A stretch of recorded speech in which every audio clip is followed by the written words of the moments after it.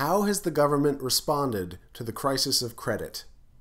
They created TARP, the Troubled Asset Relief Program, whose job is to invest $700 billion and thaw out the frozen credit market. The biggest chunk of TARP, several hundred billion, went to the banks so they would have ready cash to start lending again.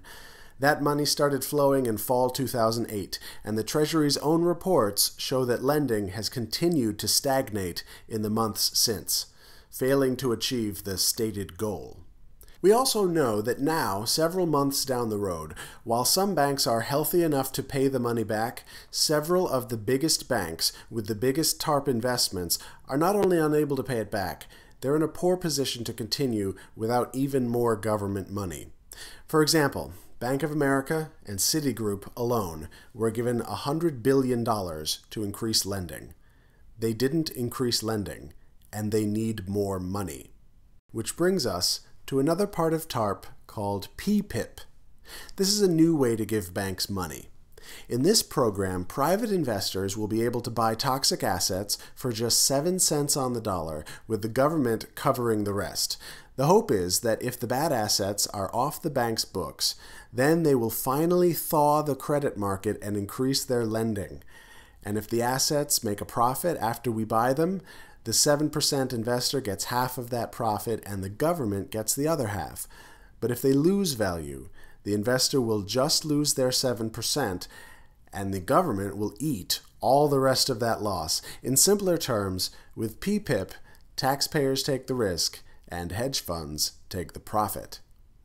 Now, another part of the government, the FDIC, thinks PPIP is such a good plan, they've set aside $1 trillion of their money to fund it. This is in addition to the $700 billion that funds TARP. And right next to the FDIC's trillion, the Federal Reserve has set aside another $1 trillion of their money to fund this and other toxic asset purchase programs. Now, how much money are we putting up in total?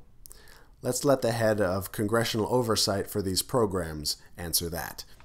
Basically, what we have so far is about $590 billion has come out of TARP, which is the amount that Congress put there. Congressionally authorized fund. Fed, remember. That's the magic money. Fed is the magic money. That's the printing money. And we think we're in the neighborhood of about $4.2 trillion.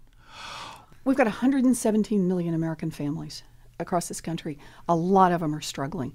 This is America. This is America's economy.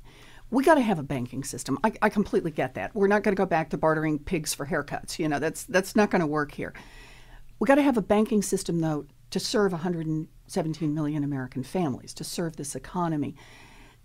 We've got all our attention focused on this tiny little piece up at the top. Tiny little piece, but a tiny little piece that's absorbing literally trillions of dollars. Indeed, we're taxing the people at the bottom to send this money up to the top. This isn't trickle down. This is trickle up. Does that even work?